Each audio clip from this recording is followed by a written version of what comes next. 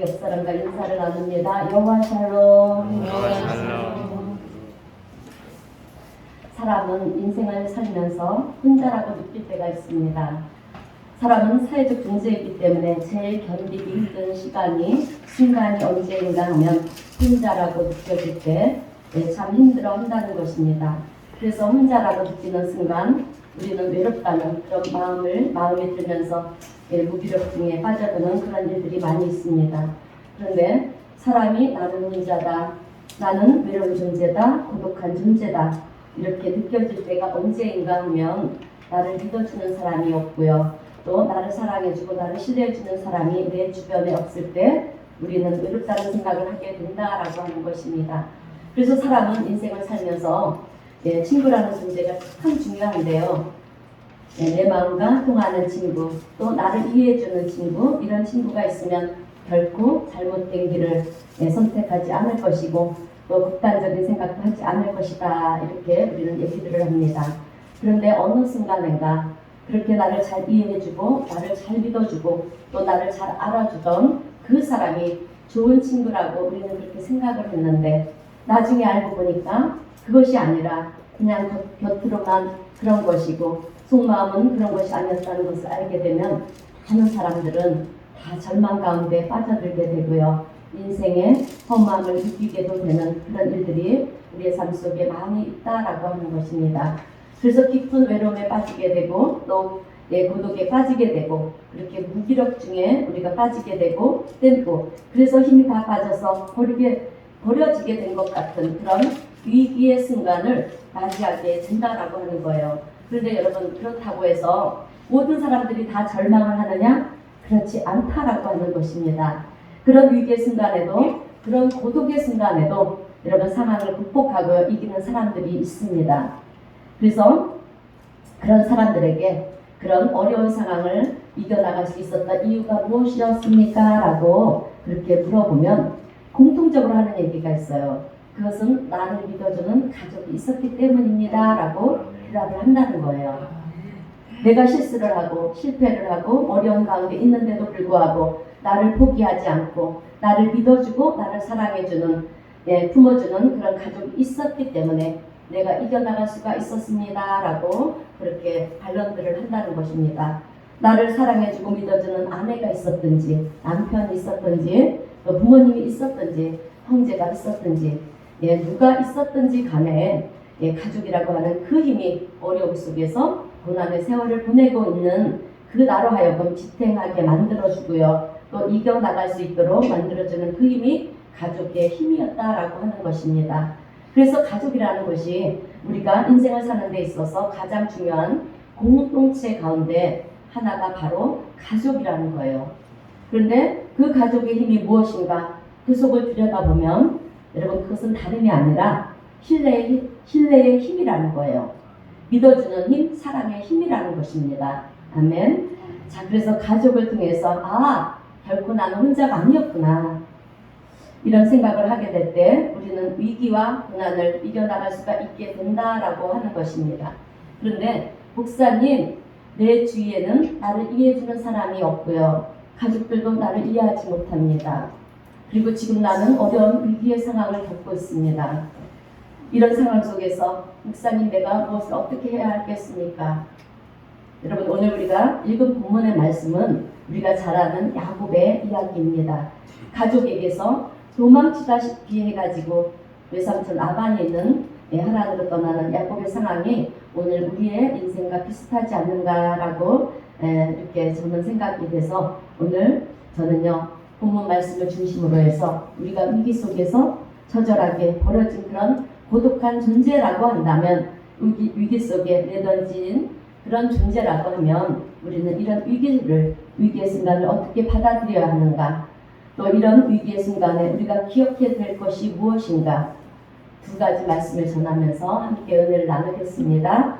자, 첫 번째로 위기 속에서 혼자라고 느껴질 때 우리가 생각해야 될 것은 여러분 하나님을 만날 때라고 하는 것입니다. 아멘. 여러분 우리는 위기 속에서 사방을 둘러봐도 나를 도와줄 사람이 없고요. 또 그래서 내가 무엇을 어떻게 해야 할지 모르는 그런 상황에 우리가 인생을 살다가 막다트리게 될 때 그때는 여러분 하나님을 바라볼 때 하나님을 바라봐야 할 때고요. 하나님을 만나야 될 때라고 하는 것입니다. 여러분 하나님께서는 힘들고 어려운 상황 속에서 우리가 좌절하거나 넘어지려고 그럴 때 우리를 일으켜 세우시기 위해서 사용하시는 방법이 있어요. 여러분 여러 가지 방법이 있는데요. 그것은 예배를 통해서 또 말씀을 통해서 듣게 만드시는 방법도 있고요. 또 목사나 지체들을 통해서 겉면의 이야기나 또 위로의 이야기를 듣게 하기도 하고요. 그리고 오늘 야곱처럼 꿈을 통해서 보여주시는 방법입니다.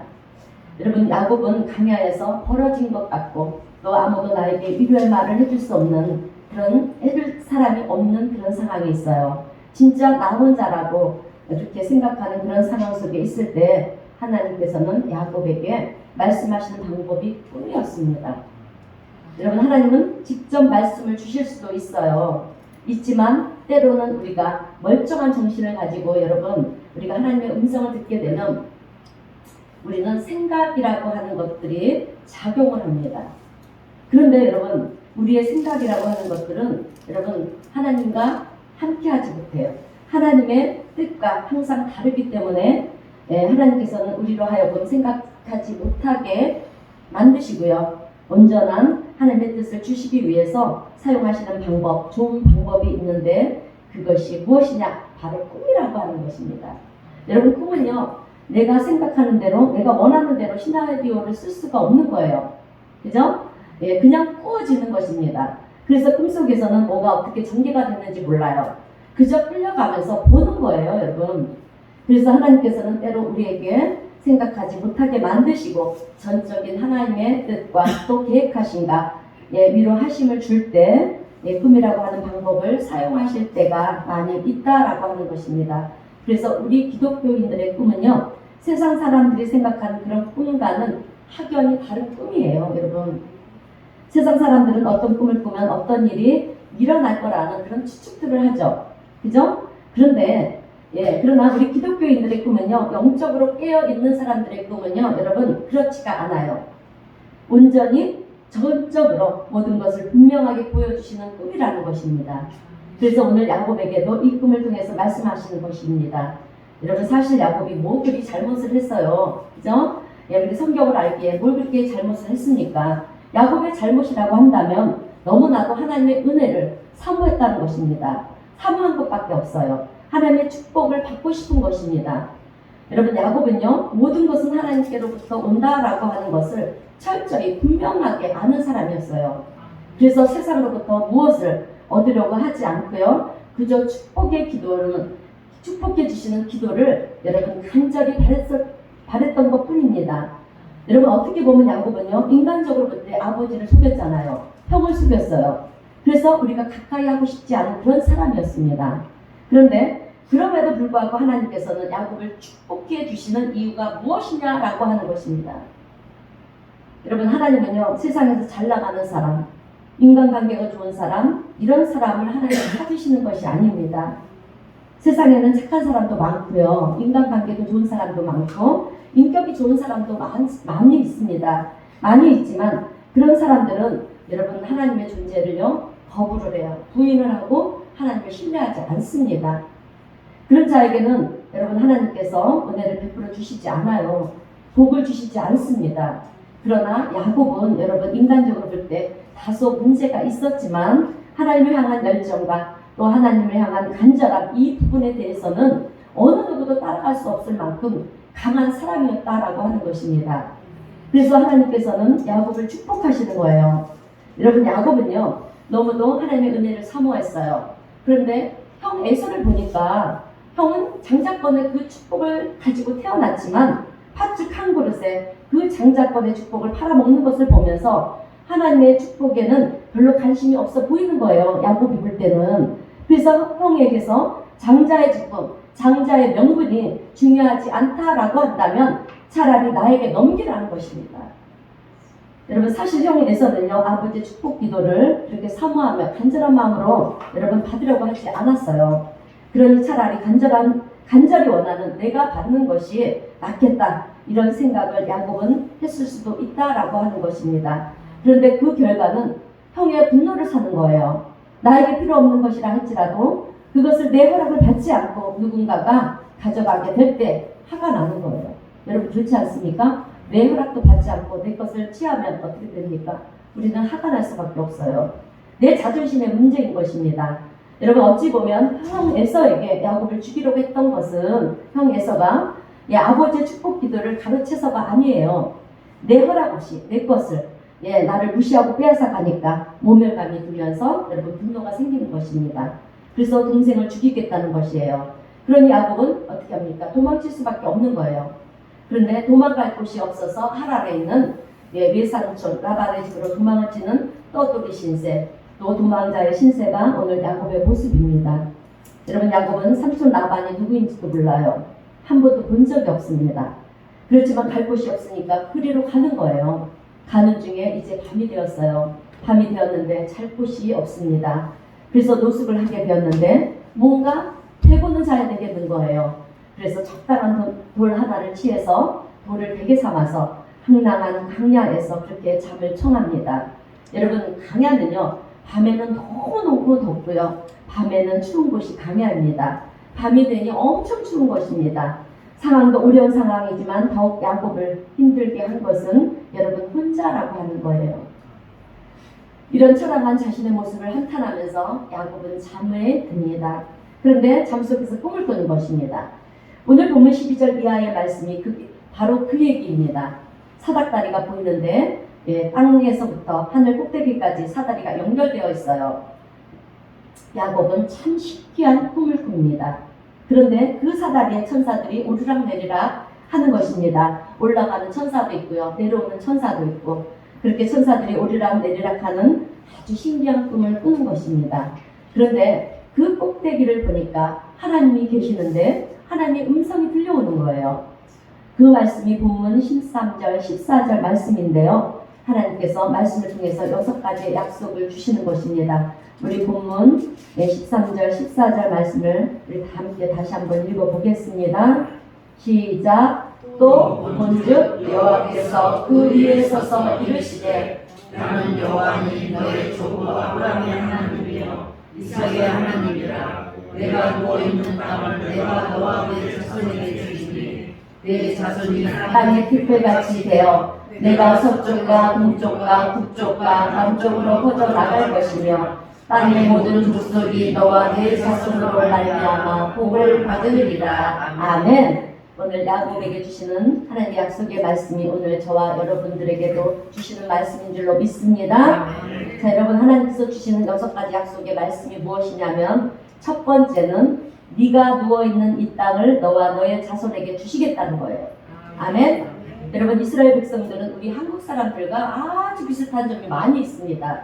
그래서 축복이라고 하면 2가지 축복을 얘기하는데요. 하나는 땅의 소유를 말하는 것이고요. 또 하나는 자손이 번창하는 것을 말하는 것입니다.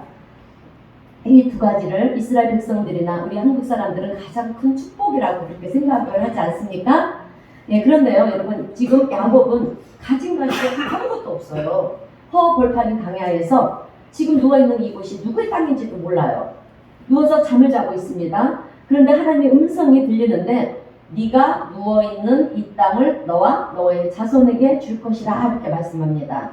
그러면서 2번째로 자손에 대한 축복을 주시는데요. 너의 자손은 땅에 특별같이 돼서 동서남쪽으로 남북으로 사방으로 다 흩어져 나가게 될 것이다 라고 말씀을 합니다. 그리고 그뿐만이 아니라 이제 3번째로 땅의 모든 족속이 너 외에 다른 모든 족속이 너를 대적하는 그 모든 족속들도 너와 너의 자손으로 복을 받게 될 것이다. 이렇게 엄청난 3가지의 축복을 여러분 주시는 것입니다. 여러분 사실 오늘 우리도요 야곱과 상관이 없는 땅의 모든 족속 가운데 속한 족속이에요. 존재예요, 우리가. 그러나 믿음의 유산이 우리에게 이어지면서 여러분 우리도 믿음으로 아브라함의 후손들이 된 것입니다. 그래서 하나님께서 야곱인 이스라엘에게 내리신 이 모든 축복을 우리도 여러분 받아들이는 그런 존재가 된 것입니다. 할렐루야. 자, 이제 하나님께서 네 번째, 다섯 번째, 여섯 번째 축복을 하시는데요. 야곱에게 초점을 맞추는 축복을 하십니다. 그 말씀이 15절이에요. 우리 다 함께 읽어보겠습니다. 시작. 내가 너와 함께 있어 내가 어디로 가든지 너를 지키며 너를 이끌어 이 땅으로 돌아오게 할지라. 내가 내게 허락한 것을 다 이루기까지 너를 떠나지 아니하리라 하시니라. 아멘. 네 번째 축복은 내가 너와 함께 있어 내가 어디로 가든지 너를 지키며 너와 동행할 것이다. 아멘. 여러분 하나님이 나와 함께 하시면 여러분 우리가 두려워할 것이 무엇이 있겠습니까? 그리고 다섯 번째는요, 너를 다시 이 땅으로 돌아오게 할 것이다. 여러분 야곱은 고향을 떠나면서 내가 이 땅으로 고향으로 다시 돌아올 수 있을까? 이런 불안감에 쌓여 있었어요, 사실. 그런데 그런 야곱의 마음을 하나님 깨뜨려 보시고요. 내가 이 땅으로 다시 돌아오게 할 것이다. 이렇게 약속을 주시는 거예요. 그리고 마지막 여섯 번째로는 내가 너에게 약속한 것이 다 이루기까지 나는 너를 떠나지 않을 것이다. 이렇게 약속을 다 이루어 주시겠다고 말씀을 하십니다. 그리고 그 약속이 다 이루어질 때까지 나는 너를 어떻게 결코 떠나지 않겠다는 것입니다. 여러분 엄청난 축복의 말씀이지 않습니까? 언제 그래도 은혜가 되고 힘이 되는 말씀이에요. 그런데 오늘 이 약속의 말씀이 오늘 우리 성도님들에게 주시는 약속의 말씀으로 받아들이시는 여러분 모두가 되시기를 주님의 이름으로 축원드립니다. 자, 여러분 야곱은 철저하게 자기는 혼자라고 그렇게 생각하고 외톨이라고 그렇게 생각하고요. 아무도 나를 사랑해주는 사람이 없다라고 생각을 했지만 그러나 꿈속에서 하나님을 보게 하고요. 하나님을 보게 되고 또 하나님의 약속의 말씀을 받게 되니까 이제 야곱이 뭐라고 고백을 하냐면 19절에서 여기가 하나님의 집이로구나 베델 이렇게 고백을 하는 거예요. 여러분 엘은 하나님이고 벳은 집이라는 뜻이에요. 예, 그래서 베델 하나님의 집이다. 예, 여러분 야곱은 아무도 없는 그런 쓸쓸한 강야에서 위기를 만난 상황이라고 생각했는데 그러나 영적인 눈이 열리고 보니까 위기의 상황이 아니라 하나님이 함께 하시는 은혜의 장소였다라고 하는 것입니다. 오늘 우리도 마찬가지예요. 우리가 인생을 살면서 때로는 위기 상황을 만났다라고 그렇게 생각이 되고요. 하나님이 나를 버리셨다라고 생각이 드는 그런 순간을 여러분 우리가 맞이할지도 모르겠지만 그러나 그 자리가 여러분 영적인 믿음의 눈을 열고 보면 하나님이 함께하는 자리고요. 또 하나님이 나를 기다리는 자리고 하나님이 나를 축복하는 자리이고 하나님이 나를 인도하는 자리라고 그렇게 하는 것을 오늘 우리는 깨달아야 될 줄로 믿습니다. 자, 여러분 오늘 야곱의 고백은요. 혼자인 줄 알았는데 혼자가 아니더라는 것입니다. 아멘. 예, 천지를 창조하시고 인류 역사를 주관하시는 하나님이 나와 함께 하시는 자리고요. 나를 축복하시는 자리였다라고 하는 것입니다. 패배와 절망에 그 길을 가던 야곱이 이제 하나님을 만나고 나니까 이제 패배와 절망의 그런 발걸음이 어떻게 바뀌었냐면요. 여러분 희망의 발걸음으로 여러분 바뀌는 것입니다. 아멘. 예, 도전하는 발걸음으로 바뀌는 거예요. 그 결과 야곱은요. 이제 삼촌 라반의 집에 가서 20년을 여러분 20년 동안을 살게 되면서 어려움도 많이 겪었어요. 사실 여러분 삼촌 라반은 여러분 보통 사람이 아니었습니다. 그런데 그런 라반의 집에 가서 기죽지도 않았어요. 그리고 모든 삶을 잘 이겨내서 여러분 그곳에서 결혼도 하고요. 또 가족을 꾸리는 그래서 넉넉히 승리하는 삶을 살았다라고 하는 것입니다. 자, 여러분 때로는 우리도 야곱과 같이 혼자라는 생각이 들 때도 있고요. 또 위기의 순간을 만날 때도 있습니다. 그러나 그때 하나님이 함께 하신다는 사실을 잊지 않는 우리 성도님들이 되시기를 바랍니다. 때로는 우리의 삶에 먹구름이 물려오고요. 또 소나기가 쏟아지고 태풍이 불어닥치고 그러면 모든 것이 절망인 것 같고 또 태양은 없는 것처럼 우리가 느껴집니다. 그러나 여러분 먹구름 뒤에는 반드시 태양이 존재한다는 사실을 잊지 마시기를 바랍니다. 자, 3시간이 지나면요 먹구름은 갈라져요. 그리고 갈라진 그 사이에서 하나님의 밝은 빛이 비춰지는 것처럼 오늘 우리가 위기를 만났을 때 아무도 나를 돌아봐주는 이가 없는 것 같지만 여러분 아닙니다. 어느 순간에 그 위기의 먹구름은 다 사라지게 되고요. 또 하나님의 은혜의 빛이 비춰지는 것을 우리는 보게 될 줄로 믿습니다. 그러므로 오늘 우리 성도님들은 지금 내가 혼자라고 느껴지고 또 위기의 순간을 내가 맡고 있다라고 생각이 든다면 지금이야말로 나와 함께 하시고요. 내 삶을 인도하시는 그 하나님을 오늘 야곱처럼 우리도 만나야 되는 때인 줄로 믿습니다. 그러나 두려워하지 마시고요. 하나님의 은혜를 사모하면서 기도함을 통해서 주님의 은혜를 체험하는 우리 은혜 사랑교회 성도님들이 되시기를 주님의 이름으로 축원드립니다. 자, 두 번째로 우리가 위기 속에 혼자라고 생각이 될 때 이때는 여러분 뜻을 세우고요. 도전할 때라고 하는 것입니다. 여러분 하나님을 만난 사람들의 특징을 보면 그래서 그것은 새로운 목표를 정했다는 거예요. 그리고 새롭게 도전하는 삶을 산다라고 하는 것입니다. 그래서 야곱이 하나님을 만나고 나서 어떻게 되었습니까? 절망의 발걸음이 이제 희망의 발걸음으로 바뀌지 않았습니까? 그래서 하나님이 함께 하시는데 내가 무엇이 두렵겠는가?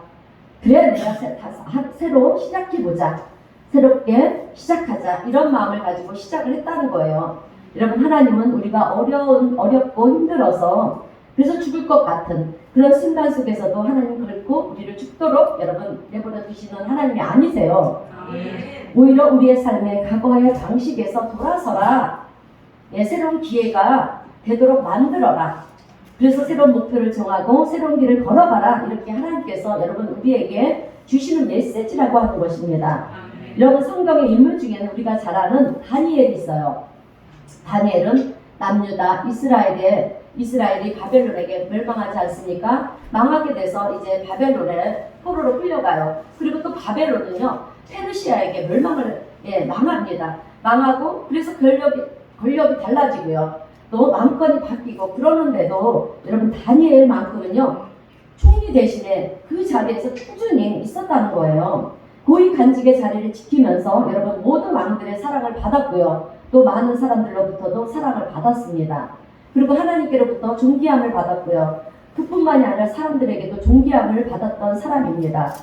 그런데 다니엘이 이렇게 존귀 여김을 받을 수 있었던 이유는 다니엘이 뭔가 좋은 배경을 가졌거나 여러분 뭔가 좋은 조건이 있었기 때문이 아닙니다. 남유다 이스라엘이 바벨론에게 멸망당했을 때 여러분 수많은 사람들이 바벨론에 포로로 끌려가지 않았습니까? 그때 끌려갔던 사람 중에 한 사람이 바로 다니엘이었어요. 그런 바벨론에 포로로 끌려왔던 사람이 어떻게 그 바벨론의 고위 간직인 그 자리에까지 올라갈 수가 있었냐 하는 것입니다. 그런데 다니엘은 그래서 힘도 없고 그랬던 다니엘이 끌려갔던 사람이었는데 그때 나이도 어렸어요. 10대 나이였습니다. 그래서 힘도 없고 배경도 없고 그랬던 사람이 다니엘이었는데 그런데 그 다니엘이 하나님께 존귀함을 받은 사람으로 만드신 그 이유가 무엇이냐라고 하는 거예요. 여러분 그 이유는 다름이 아니라 바벨론의 포로로 끌려가서 아무것도 할 수 없는 여러분 절망의 상황, 위기의 상황에서 다니엘이 행한 한 가지 일이 있었어요. 여러분 우리가 잘 아는 일이죠. 그것이 다니엘서 1장 8절에서 나오는데 다니엘은 뜻을 정했다. 뜻을 세웠다라고 하는 거예요. 지금의 모든 것이 다 절망이고 또 모든 것이 끝난 것 같은 상황이지만 그러나 나라가 망한 것이지 하나님이 망한 것이 아니다.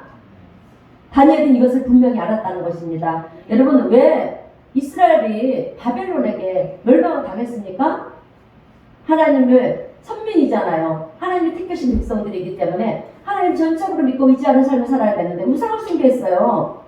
그래서 하나님이 선지자를 통해서 돌아와라 계속 그렇게 하는데도 불구하고 그들은 돌아오지 않고 제약을 범하니까 하나님께서 바벨론을 들어 세워서 전쟁을 일으켜서 이스라엘을 그렇게 멸망시켰습니다. 자, 그래서 다니엘은요 그럼에도 불구하고 나라가 망했지만 하나님은 망하지 않았다는 이 사실을 분명히 알았다는 거예요. 그래서 하나님은 여전히 살아계신 하나님이시고 여전히 세상 역사를 주관하시는 하나님이시기에 내가 더 이상 예루살렘에서 드렸던 제사를 이제는 바벨론에서 드릴 수는 없지만 그러나 나는 하나님의 말씀을 따라 하나님을 원하시는 것에 대해서는 내가 돌아서지 않겠습니다. 이렇게 여러분 뜻을 정했다라고 하는 것입니다. 여러분 바벨론의 문화는요, 유대의 문화, 이스라엘 문화와 다릅니다. 완전히 달라요. 그런데도 다니엘은 내가 비록 바벨론의 포로로 끌려왔지만 나는 성경이 가르치고 있는 그 삶을 계속해서 유지하며 지내겠습니다. 살겠습니다. 이것이 다니엘이 정하고 세운 뜻이라고 하는 거예요. 그리고 그것을 지키기 위해서 목숨을 위협하는 상황이 온다 할지라도 다니엘은 포기하지 않았습니다. 그래서 바벨론의 관료들이 어떻게 했습니까? 하나님께 기도하는 사람들은 다 사자밥이 되게 하겠다. 되게 합시다. 그럼에도 불구하고 다니엘은 차라리 죽는 한이 있어도 내가 하나님 앞에 세운 뜻을 저버리지 않겠다. 이렇게 그 뜻을 분명히 했다라고 하는 것입니다. 그래서 다니엘서 6장 7절의 이하의 말씀을 보게 되면 하나님 앞에 절하는 자, 다른 신들에게 절하고 기도하는 자들에게는 사자밥이 되게 하겠다. 이렇게 하나님의 금령이 떨어집니다. 그래서 왕의 주소에 이제 도장이 찍혀요. 도장이 찍히면 번복할 수가 없는 것입니다. 이렇게 왕의 금령이 떨어지고요. 왕의 주소에 도장이 찍히는 것을 알고도 다니엘은 여러분 자기 집으로 돌아가서 어떻게 합니까? 윗방에 올라가서 예루살렘 성전을 향해 창문을 열어놓고 여러분 3번 무릎을 꿇고요. 창문을 열고 전에 하던 대로 그 조세가 있기 전이나 후나 상관없이 전에 하던 대로 하루에 3번씩 무릎을 꿇고 어떻게 합니까? 하나님 앞에 기도하면서 감사하였더라 이렇게 성경 기록이 되고 있어요. 여러분 이것이 하나님께서 다니엘을 존귀하게 만드신 이유라고 하는 것입니다. 내가 열심히 살아서 꿈을 이뤄야지 세상적으로 높아지고 유명해져야지 그런 것이 아니었어요. 다니엘은 내가 이 세상에서 어떻게 살든지 나는 하나님을 향해서 하나님의 말씀을 따라 살겠습니다. 그것을 뜻으로 세운 거예요. 이것이 다니엘이 다른 사람들과 달랐던 점이었다라고 하는 것입니다. 사랑하는 성도 여러분, 지금 우리는 코로나로 인해서 어렵고 힘든 그런 상황이 계속해서 이어지고 있습니다. 그런데 사람은 어려워지다 보면 여러분 세상과 타협을 하려고 하고자 하는 그런 유혹이 우리의 삶에 들어올 때가 많이 있어요. 여러분 그럴 때 우리는 다니엘처럼 뜻을 정해야 됩니다. 내가 죽더라도 나는 세상 유혹을 세상이 원하는 것을 그런 것들을 붙잡지 않고 나는 하나님 말씀만 붙잡겠습니다. 하나님의 뜻에 따라 살겠습니다. 세상 사람들이 하는 말을 듣지 않고 하나님 말씀만 듣겠습니다. 이렇게 뜻을 세워서 믿음으로 나가고 승리하는 우리 복된 성도님들이 되시길 주님의 이름으로 축원드립니다. 여러분 창세기 6장의 말씀을 보게 되면은요, 하나님은 노아에게 방주를 지으라고 말씀을 합니다. 여러분 노아의 방주를 잘 아시죠? 자, 그래서 노아는 이제 하나님의 뜻에 따라서 산에다가 방주를 지었습니다. 여러분 방주는 되잖아요. 그런데 배는 어디다 지어야 합니까? 강이나 바다에다 지어야 되지 않습니까? 근데 하나님의 뜻은 산에다 지으라는 거예요. 그래서 이제 노아는 산에다가 산 꼭대기에다가 방주를 지어요. 그때 세상 사람들은 어떻게 하냐면 아니 바보가 아니야? 어리석다. 지금 뭐 하는 짓이야? 이렇게 말이 많았어요. 그러나 노아는 그렇게 자기를 조롱하는 세상 사람들의 말을 듣지 않았습니다. 하나님의 음성을 듣고요. 묵묵히 누가 뭐라고 그래도 자기의 방주, 노아의 방주를 지었습니다. 여러분 나중에 어떻게 됩니까? 하나님의 심판이 있지 않습니까? 40주를 하나님께서 비를 쏟아부었어요. 여러분 우리가 정말 2, 3일만 밤낮으로 비가 와도 어떻게 됩니까? 그런데 40주, 40야를 이 땅에 비를 쏟게 했어요. 그러니 모든 것들이 다 쓸어가지 않습니까? 그때 여러분 노아의 가족 8명만 구원을 받았어요. 그리고 나머지 사람들은 하나님 말씀을 무시하고요. 조롱했던 모든 사람들은 이런 한순간에 그 물살에 다 쓸려 내려가서 죽음을 맞이했습니다. 여러분 오늘 우리는 선택입니다. 다른 것이 아니에요. 선택이에요. 세상 이야기를 따를 것이냐 하나님의 말씀을 따를 것이냐. 오늘 우리 성도님들은 하나님은 여전히 살아계신 하나님이시고 여전히 우리 인류 역사를 주관하시는 하나님이시라는 이 분명한 믿음을 가지고 하나님 말씀 안에서 뜻을 세워나가는 성도님들이 되시기를 바랍니다. 여러분 뜻을 세우고 나가면은요 새로운 길이 보여요. 아멘. 뜻을 세우고 나가면 새로운 삶을 살게 됩니다. 뜻을 세우고 나가면 여러분 새로운 도전도 하게 되는 거예요. 그런데요, 세상적인 뜻을 여러분 세우는 것이 아닙니다. 여러분 세상적인 뜻을 세운다고 해도 하나님께서는 그 길을요, 그 길을 가도록 우리를 인도하지 않으세요. 예, 다니엘 같이 하나님의 뜻을 세우시는 여러분들이 되시기를 바랍니다. 우리가 세상적인 뜻을 아무리 세워도요, 높아질 수가 없어요. 여러분, 우리는 유명해지지 않습니다. 왜? 하나님께서 그 길을 막으시기 때문에. 그러나 내가 하나님 안에서 하나님의 뜻을 세우고요, 살아가게 될 때는요, 하나님께서 다니엘을 존귀하게 여기신 것처럼, 또 요셉을 존귀하게 만드신 것처럼, 그리고 다윗을 존귀한 자가 되게 하신 것처럼 오늘 우리의 삶을 존귀한 삶으로 그렇게 만들어 가시는 것을 우리는 경험하게 될 줄로 믿습니다. 이제 설교를 마무리하겠습니다.